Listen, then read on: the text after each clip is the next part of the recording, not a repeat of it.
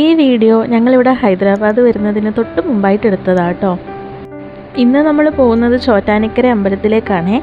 ഇവിടുത്തെ മുഖ്യ പ്രതിഷ്ഠ ചോറ്റാനിക്കര അമ്മ എന്നറിയപ്പെടുന്ന മഹാലക്ഷ്മി ഭാവത്തിൽ മഹാവിഷ്ണുവിനോടൊപ്പം ഇരിക്കുന്ന ആദിപരാശക്തി ദേവിയാണ്.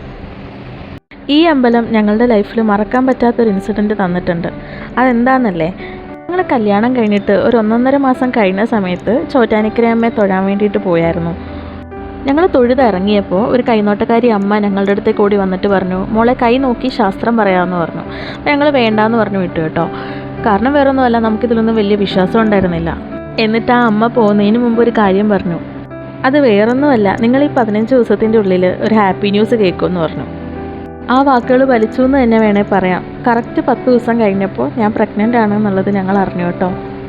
പിന്നിലെ സത്യാവസ്ഥയൊന്നും നമുക്കറിയില്ല കേട്ടോ. എങ്ങനെയായാലും ആ ഒരു ഇൻസിഡൻറ്റ് നമ്മളെ ഈ അമ്പലവുമായി വല്ലാതെ അങ്ങ് അടുപ്പിച്ചു.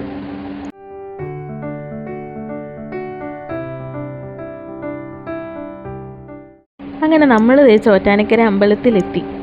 ഇതാണ് അമ്പലത്തിൻ്റെ പാർക്കിംഗ് ഏരിയ. അപ്പോൾ നമുക്ക് തൊഴാൻ വേണ്ടിയിട്ട് അമ്പലത്തിലേക്ക് പോവാം. തൊഴുതിറങ്ങിക്കഴിഞ്ഞപ്പോൾ ഒരു വെടിവഴിപാട് ആവാമെന്ന് വെച്ചു.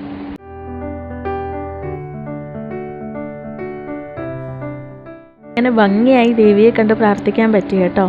ഇനി നമ്മൾ പോകുന്നത് എൻ്റെ വീട്ടിലേക്കാണ്.